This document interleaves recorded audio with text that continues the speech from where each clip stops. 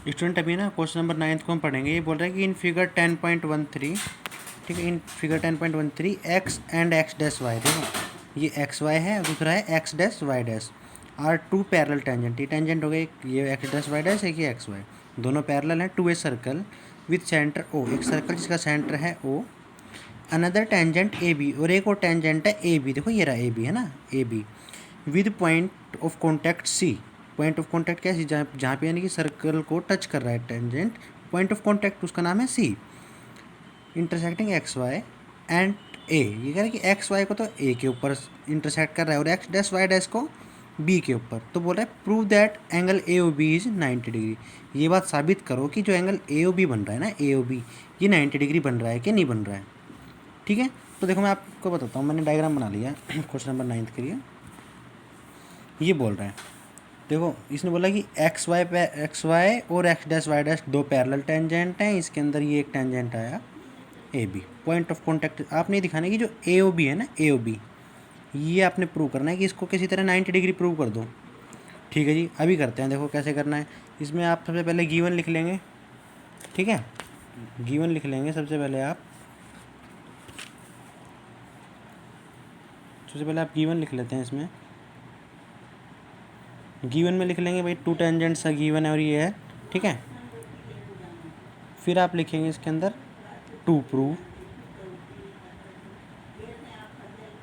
Angle A O B is equals to 90 degree. A O B जहाँ पे angle O है ना वो 90 डिग्री बन जाए। ठीक है, अब हम करेंगे इसके अंदर एक स्टेप आपने याद रखना है, कंस्ट्रक्शन। ठीक है, कंस्ट्रक्शन को याद रखेंगे, और वो कंस्ट्रक्शन क्या है इसकी जो कंस्ट्रक्शन है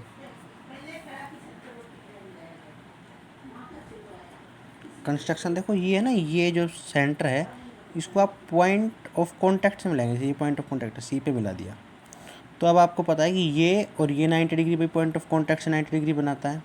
अब आपके पास देखो एक क्वाड्रिलेटरल बन गया, ऊपर देखो पी ए ओ सी है ना, पी ए, ठीक है, पी ए सी ओ, एक क्वाड्रिलेटरल बन रहा है पी ए सी ओ। ठीक है, तो इसके अंदर देखो पी ए सी के अंदर ए ओ डायगोनल है, तो एक फिर दो ट्रायंगल, जब इसके अंदर यानी कि देखो हमारे पास ऐसे एक पी ए सी ओ, ये हमारे पास एक क्वाड्रिलेटरल आ रहा है। ठीक है, इसके अंदर एक डायगोनल डल गया, तो डायगोनल डलने से दो ट्रायंगल बन गए, हम इसको कॉन्ग्रुएंट प्रूव करेंगे। तो यहाँ पे करना है, इसके अंदर दो ट्रायंगल बन गए, एक तो बन गया पी ओ ए, एक बन गया ए ओ सी, इन दोनों को कॉन्ग्रुएंट प्रूव कर देते हैं। ठीक है, तो देखो सबसे पहले यहाँ पर मैं लिखता हूँ कंस्ट्रक्शन में जॉइन, ठीक है, पॉइंट या सेंटर, ठीक है, centre, join centre two point of contact. Contact कौन सा पॉइंट, सी के ऊपर जोड़ दिया हमने, सेंटर को सी पॉइंट से जोड़ दिया। तो आगे देखते हैं सॉल्यूशन में,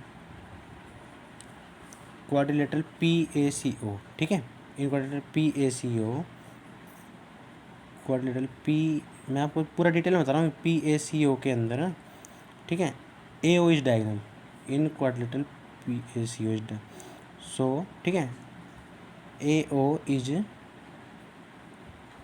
डायगोनल। तो जब डायगोनल डला तो दो ट्रायंगल बट गए, कोई भी क्वाड्रिलेटरल उसके अंदर जब डायगोनल डलेगा तो दो ट्रायंगल बट जाएंगे भाई। एक क्वाड्रिलेटरल के अंदर जब डायगोनल डलता है तो दो ट्रायंगल के अंदर वो बन जाता है। तो एक तो बन गया पी ओ ए और ए ओ सी। ठीक है, यहाँ पे मैं लिखता हूँ in triangle P O A and triangle A O C. ठीक है, तो देखो ये ए ओ जो है, ए ओ और ए ओ देखो ऐसे बन रहा है ना, पी ओ ए ये वाला और ए ओ सी ये वाला, ए ओ दोनों के पास है, कॉमन हो गया ए ओ। ठीक है, ए ओ कॉमन हो गया, ऐसे देखो पी ओ और ओ सी, ये क्या हो गया, रेडियाई ऑफ सर्कल होगी, रेडियस होगी ना भाई, ओ सेंटर से लेके यहाँ तक जा रही है, तो ओ पी भी रेडियस है और ओ सी भी रेडियस तो इक्वल होती है। तो मैं यहाँ पे लिखता हूँ पी ओ इक्वल ओ सी। ये हमने क्या लिखी, रेडियाई ऑफ सर्कल, और ये क्या हो गई, कॉमन, दोनों ऊपर वाली ए ओ कॉमन हो गई। ठीक है, ऐसे ही देखो मैंने आपको ना पहले एक थ्योरम बताई थी, ये जो भी मैं इधर कर रहा हूँ नहीं सब रफ काम है। थ्योरम बताई थी कि ऐसे सर्कल है, ठीक है, इस सर्कल के एक्सटर्नल कोई पॉइंट है तो ऐसे करके आया और ऐसे करके आया तो ये इक्वल टेंजेंट इक्वल हुए। तो ऐसे ही देखो ये सर्कल की बाउंड्री है, ए पॉइंट एक्सटर्नल है, इससे एक टेंजेंट आया पी ए, दूसरा आया ए सी, ठीक है। तो ये दोनों इक्वल होंगे तो मैं यहाँ पे लिखता हूँ P A equal to A C, tangent of circle, tangents of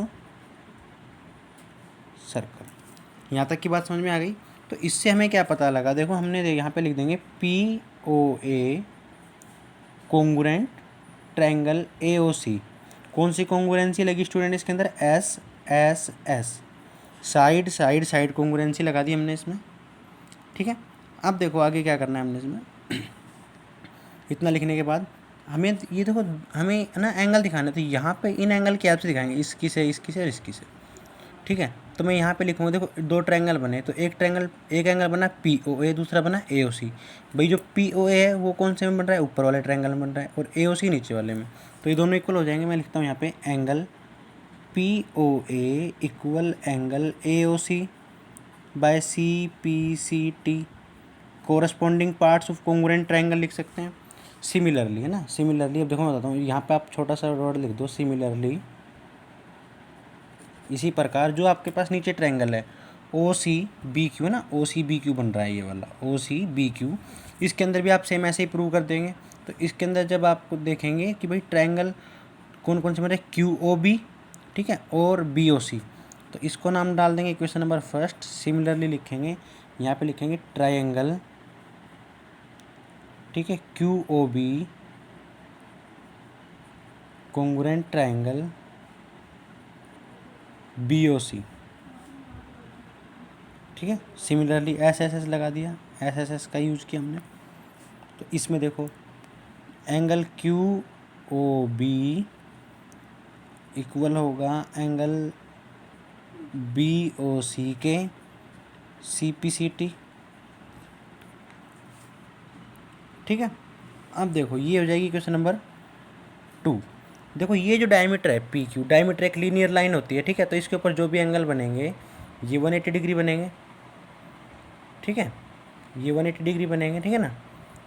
जब लाइज होने लाइन हो तो स्ट्रेट लाइन के ऊपर जो भी एंगल बनते हैं वो लीनियर पेयर होते हैं, उन सबका सम 180 डिग्री होता है ना, ठीक है।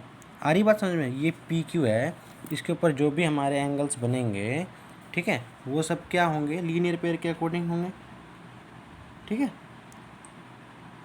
आ रही बात समझ में। तो लीनियर पेयर के अकॉर्डिंग हम लिखेंगे यहाँ पे, भाई ये सब लीनियर पेयर के अकॉर्डिंग हो जाएंगे। अब मैं यहाँ पे लिखता हूँ आगे diameter P Q as diameter of circle, ठीक है। अब डायमीटर हमेशा, ठीक है, डायमीटर तो ये स्ट्रेट लाइन हो गई, ठीक है ना। तो इसके ऊपर जो जो ये बन रहा है देखो एंगल पी ओ ए, इसके ऊपर जितने भी एंगल बन रहे हैं, एक तो पी ओ ए बन रहा है, फिर ए ओ सी बन रहा है, एंगल ए ओ सी, ठीक है, फिर एंगल बन रहा है C O B plus angle C O B plus angle B O Q इजिकल टू 180 डिग्री। इनका क्या नाम है, ये हो गया लीनियर पेयर। भाई एक डायमीटर स्ट्रेट लाइन होता है, इसके ऊपर बन रहे तो लीनियर पेयर हो गए, ठीक है। चारों का सम 180 डिग्री हो गया। अब देखो हमें प्रूव करना था ए ओ बी 90 डिग्री। तो जो मेरा ए ओ बी है वो कब बन रहा है कि अगर मैं किसी तरह ए ओ सी को, ठीक है ना, और सी ओ बी को जोड़ दूँ, यानी कि ए ओ बी को ना ये वाला जो इतना इतना इतना एंगल, ठीक है, जिसको मैं डार्क कर रहा हूँ, और इतना इतना, अगर मैं इन दोनों को ऐड कर दूँ तो ए ओ बी बन जाएगा। हमने ए ओ बी को 90 डिग्री दिखाना है, ठीक है। तो अब बात समझना, ए ओ बी मैंने ए ओ बी बचाना है, और ए ओ बी किस किस से बनेगा, ए ओ सी से और सी ओ बी से। तो मैं इन दोनों को बचाऊँगा, ठीक है।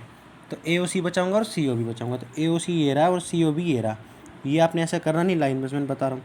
तो इन दोनों को बचाऊँगा, बस इन दोनों को नहीं छोड़ूंगा, और पी ओ ए को और बी ओ क्यू को, इसको मैं ना चेंज कर दूँगा इनमें। देखो तो इक्वेशन फर्स्ट से देखते हैं कि जो ये पी ओ ए है वो ए ओ सी के बराबर है। तो ए ओ सी मैंने बचाना है, यानी कि इक्वल आया था सी पी सी टी, ये 90 है तो ये भी 90 है, ये 30 है तो ये भी 30 है। तो मैं यहाँ पे लिख सकता हूँ एंगल AOC, ठीक है, प्लस एंगल AOC हो गया। अब मैंने दूसरा आपको कौन सा एंगल बचाने के लिए बोला था, COB, तो COB ऐसे कैसे बचाएंगे आप, इसी प्रकार देखो आपने यहाँ से लिया था ना कि जो ये था BOC या COB, में कुछ भी लिख सकता हूँ, BOC या COB एक ही बात है ये, ठीक है। तो जो QOB है उसकी जगह भी मैं क्या लिख सकता हूँ, angle BOC equals to 180 degree. आ रही बात समझ में? देखो अब यहाँ पे मैं क्या लिखूँगा, from equation first and second, कि from equation first and second. अब देखो ये हो गया मेरे पास 2 angle AOC plus 2 angle COB। भाई ये BOC लिखो या COB, इस बात से कोई फ़र्क नहीं पड़ता, क्योंकि जिस पॉइंट पे एंगल बन रहा है वो बीच में आ रहा है। 180 डिग्री हो गया। यहाँ से 2 कॉमन आ जाएगा, 2 आपने कॉमन ले लिया तो बचा AOC plus COB equals to 180 degree. तो मैंने आपको बताया था कि जब ये दोनों जुड़ रहे हैं तो कितना बन रहा है, AOB बन रहा है, एंगल AOB बन रहा है, ठीक है ना। एंगल, इसको एंगल बोलते हैं, angle AOB equals to 180 degree. तो एंगल AOB को यहीं रखा और ये हो गया 180 डिग्री अपॉन 2, तो angle AOB equals to 90 degree, hence prove. यही बात हमें प्रूव करनी थी। ओके, देखो मैंने आपको पूरा डिटेल में समझाया, ये क्वेश्चन बड़ा इंपॉर्टेंट है, और अगर अभी भी किसी स्टूडेंट को डाउट है ना तो प्लीज़ मुझसे दोबारा पूछ लेना, ठीक है। ओके।